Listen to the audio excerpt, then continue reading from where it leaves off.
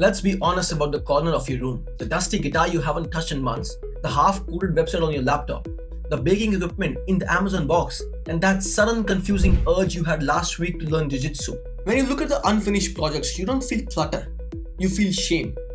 Society has a nasty name for people like you: flaky, chaotic. You feel like an imposter because you cannot pick a lane and stay in it. You use that famous quote to beat yourself up: jack of all trades, master of none. But you conveniently missing the second half of the quote. The full quote is: jack of all trades is a master of none, but oftentimes better than master of one. That feeling of being scattered, it isn't a defect. It's not a lack of discipline. It's a symptom of highly advanced survival strategy. You aren't failing to specialize. You are unconsciously building a rare cognitive architecture called the M-shaped mind. Before I explain how to use a superpower, we have to look at the lies you were sold.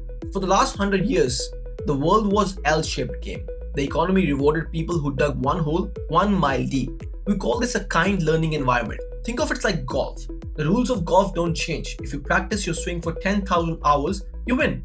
But look around you. You don't live in a kind environment anymore. You live in a very, very wicked environment. The rules change every single day. The industries rise and fall overnight. AI replaces skills in seconds. In a wicked environment, the hyper-specialist is fragile. If their industry breaks, they are obsolete. But you are built different. To an outsider, your resume looks like a mess. One year you're obsessed with electric engineering, the next year it's yoga, the next it's heavy metal music production.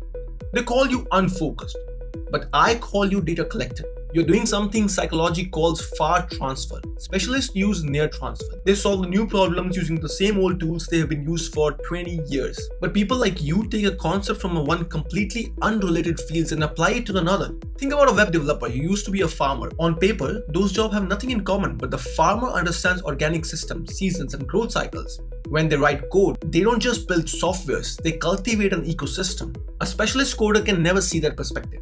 That is far transfer. That is where the real innovation actually comes from.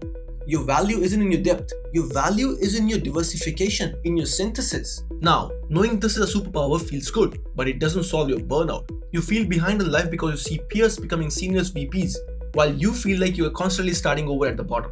Here's the mistake that you're making. You're misunderstanding the geometry of your own potential. You're trying to build every pillar of your life at the same exact time. If you try to learn data science, write a novel, and launch a startup in the same month, you will collapse. The true polymath practice serial mastery. You have to live your life in seasons. Maybe your 20s were a season of art. Your 30s are the season of commerce. Your 40s might be a season of teaching. When you pivot, you aren't quitting the last season. You're just finishing a phase of your construction. You don't have to merge them all instantly. Let them exist sequentially. Now think about it. Eventually down the roads, all these projects will merge and it will become one single project that only you could create. There is one final reason why your brain works this way, and it comes to the basic biology. In nature, redundancy is strength. Elephants rarely get cancer. Why? Because they have massive genetic redundancy. They have multiple copies of the same cancer-fighting gene. If one fails, another takes over.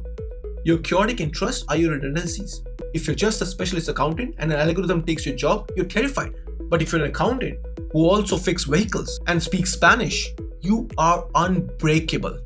You have been wasting your time, but you have been building that safety net that you needed. So stop apologizing for your graveyard or your hobbies. Those weren't failures. Those were semesters in your university of your own making. You were never meant to be just one thing. You were built to be the bridge between the worlds that other people can't even see. So if you're ready to stop feeling the shame and start using the M-shaped mindset, drop a heart emoji. Subscribe to my channel because I will be bringing interesting content every week.